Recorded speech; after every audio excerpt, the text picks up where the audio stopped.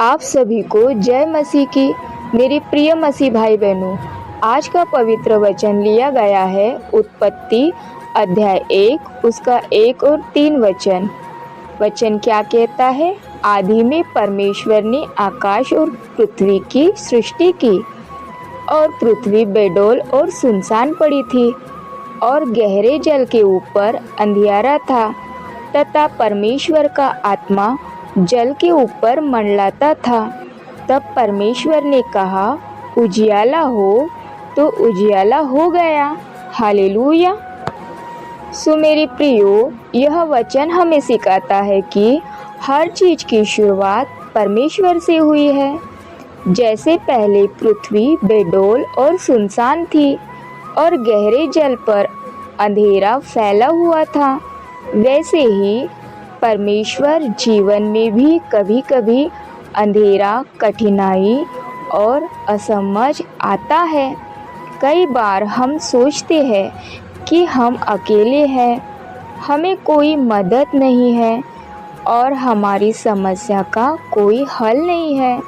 लेकिन याद रखिए, परमेश्वर का आत्मा हमेशा हमारे जीवन में मंडलाता है।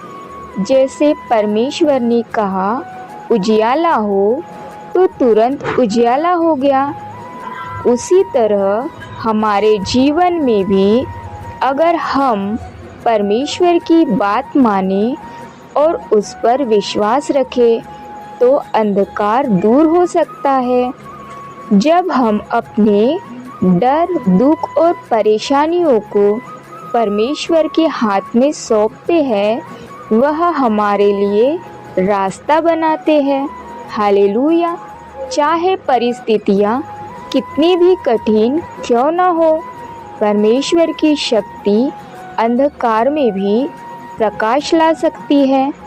हमें बस विश्वास, धैर्य और आशा बनाए रखना है। कल्पना करें कि आप किसी कठिन समस्या में हैं, जैसे नौकरी, परीक्षा या परिवार में झगड़ा। आपको डर और चिंता होती है।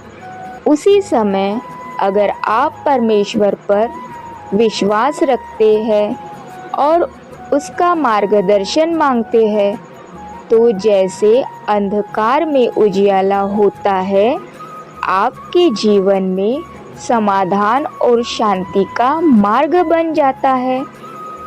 इसीलिए यह वचन हमें आशा, विश्वास और धैर्य का संदेश